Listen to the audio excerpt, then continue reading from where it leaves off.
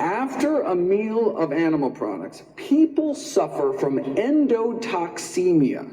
Their bloodstream becomes awash with bacterial toxins, known as endotoxins, that are present in the animal products. So, no wonder our body goes crazy. These dead meat bacteria toxins aren't destroyed by stomach acid, aren't destroyed by pancreatic enzymes, right? Aren't destroyed by cooking. They tried boiling meat for hours, still didn't work. So these bacterial toxins were found to be highly resistant to cooking and our body's best attempts at acid and enzyme digestion. Now, the animal fat actually does play a profound role in this whole process by ferrying the bacterial toxins present in the meat through the gut into our system.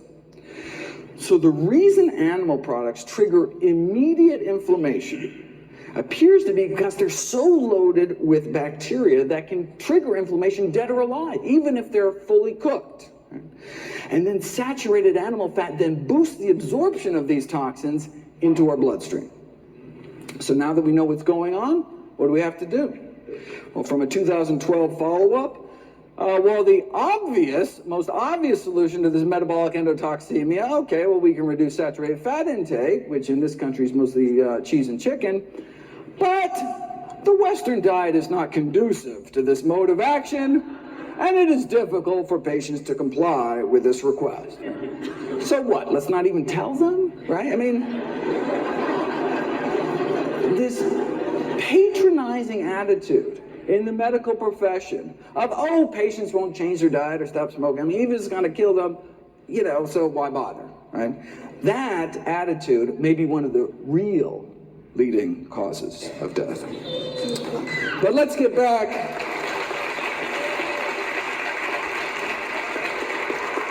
But let's get back to the official list and take on cancer next. What's the latest? Well, we know from the largest forward-looking study on diet and cancer ever performed by humanity, the incidence of all cancers combined lower among vegetarians than meat eaters, especially some of the fastest growing tumors like lymphomas and leukemias. And for that, the worst meat was actually poultry, chicken, up to triple the rates for every 50 grams of poultry consumption. A quarter of a chicken breast, triple your risk. Normally, this whole presentation being the kind of quiz show format. Okay, but the link between meat and cancer is such that even the Journal of Meat Science last year asked, should we become vegetarians? Or they said, can we make meat safer? There's a bunch of additives, for example, that can suppress the toxic effects of the blood-based iron, the heme iron found in meat. Now, the additives are still under study, but could provide an acceptable way to prevent colon cancer, right? Because avoiding meat, obviously, completely out of the question. I mean, that's...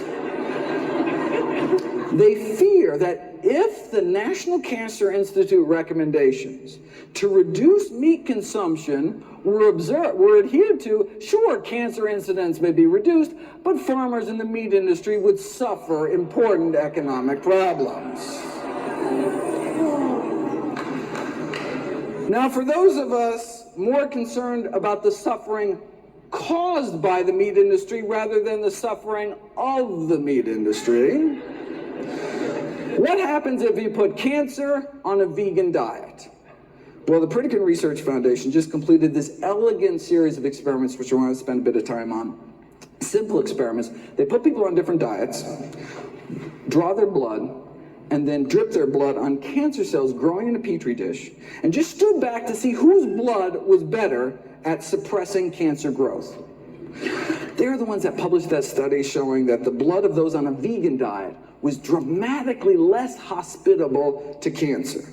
Now, even the blood of those on a standard American diet fights cancer. I mean, if it didn't, everybody'd be dead, right? It's just that the blood of those eating vegan fights about 8 times better.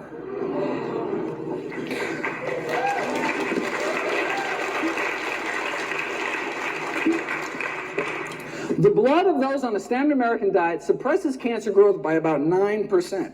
You put people on a plant-based diet for a year, though, and their blood just tears it up. Right? The blood circulating through the bodies of vegans has nearly 8 times the stopping power when it comes to cancer cell growth. Now, this is for prostate cancer, most common cancer among men. For women, it's breast cancer. So the Pritikin researchers tried duplicating this study with women using breast cancer cells instead. Now, they didn't want to wait a whole year to get the results, so they figured they'd try to see what a plant-based diet could do in just 2 weeks against 3 different types of human breast cancer. This is the before, cancer growth rates powering away at 100%, and then this is after eating a plant-based diet for just 14 days. Now, slowing down cancer growth is great, but getting rid of them, getting rid of cancer cells is even better. This is before and after measuring cancer cell death, right? This is the before, and this is the after, pre and post plants. The same blood now coursing through these women's bodies gained the power to significantly slow down and stop breast cancer growth thanks to just 2 weeks of eating a plant-based diet. What kind of blood do we want in our body? What kind of immune system, right? Do we want blood that's just kind of roll over when new cancer cells pop up, right? Or do we want blood circulating to every nook and cranny within our bodies with the power to slow down and stop them?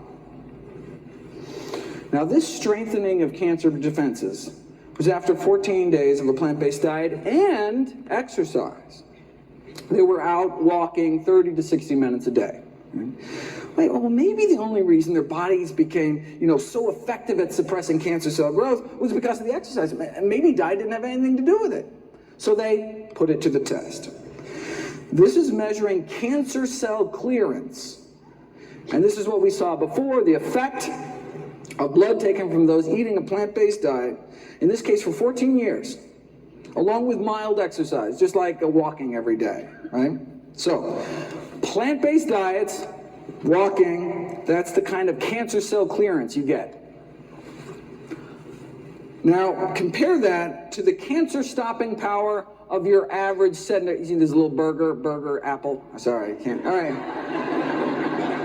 On the website, it's a little, okay, but okay. Okay, compared to the cancer-stopping power of your average sedentary meat eater, which is basically non-existent. Okay. But what about this middle group? Now, this middle group, instead of 14 years on a plant-based diet, they had 14 years of the standard American diet, but had daily strenuous hour-long exercise, like boot camp this morning. Seriously, calisthenics, right? They wanted to know, if you exercise hard enough and long enough, can you rival some strolling vegans? All right. Let's find out. And exercise worked, no question, right? But literally 5,000 hours in the gym, no match for a plant-based diet.